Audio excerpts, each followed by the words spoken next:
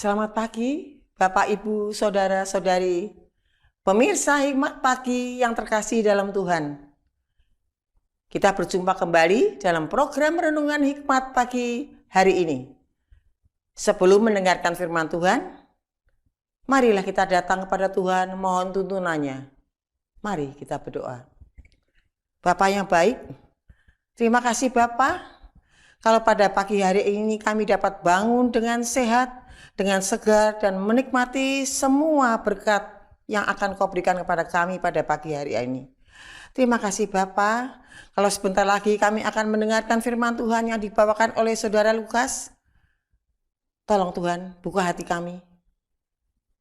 Buka pikiran kami sehingga Tuhan akan selalu menyertai langkah-langkah kehidupan kami. Buka hati kami juga ya Bapa, sehingga kami mau mendengarkan apa yang Tuhan perintahkan kepada kami. Sehingga Tuhan akan buka jalan kehidupan kami. Dalam nama Putra-Mu Tuhan kami Yesus Kristus, kami panjatkan doa ini. Amin. Tema renungan kita pada pagi hari ini ialah tidak dipadamkannya. Firman Tuhan akan dibawakan oleh Saudara Lukas Anwar. Bacaan terambil dari Matius pasal 12 ayat 20 yang berbunyi demikian. Buluh yang patah terkulai tidak akan diputuskannya, dan sumbu yang pudar nyalanya tidak akan dipadamkannya, sampai ia menjadikan hukum itu menang. Demikianlah sabda Tuhan, syukur kepada Allah. Selamat pagi saudara sekalian. Saudara, ketika banyak orang mengikuti Yesus yang telah menyembuhkan mereka semua, Matius 12 ayat 15b, maka Matius menyatakan bahwa hal itu terjadi agar genaplah firman yang disampaikan Nabi Yesaya. Lihatlah, itu hambaku yang kupilih, yang kukasihi, yang kepadanya jiwaku berkenan. Aku akan menaruh rohku ke atasnya, dan ia akan memaklukkan hukum kepada bangsa-bangsa. Buluh yang patah terkulai tidak akan diputuskannya, dan sumbu yang pudar nyalanya tidak akan dipadamkannya, sampai ia menjadikan hukum itu menang. Dan padanyalah bangsa-bangsa akan berharap. Matius 12 ayat 18-21. Saudara, seorang bernama Dennis Bird adalah pemain belakang dari New York Jets yang terkenal dan diharapkan sanggup mengubah nasib klub itu.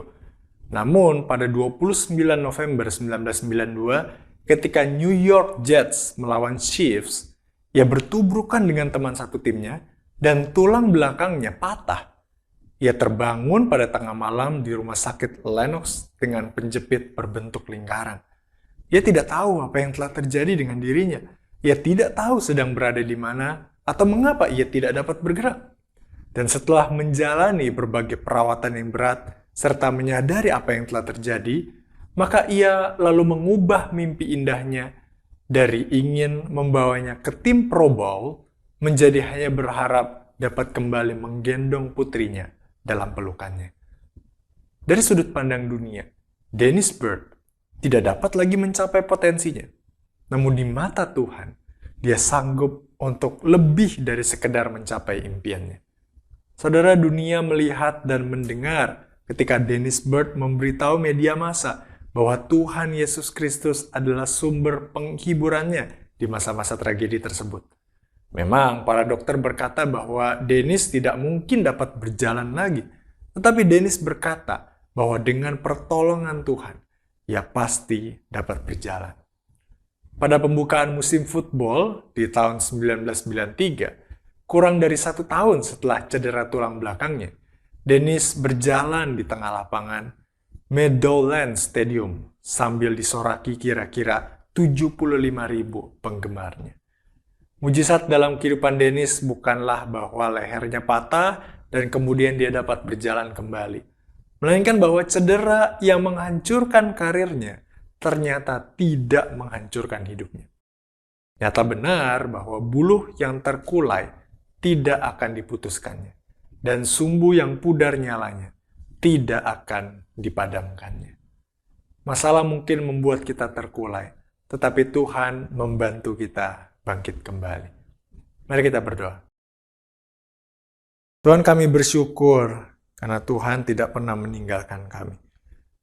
Kami bersyukur memiliki Tuhan yang peduli, yang mengerti dengan segala persoalan kami. Kaulah sumber penghiburan kami.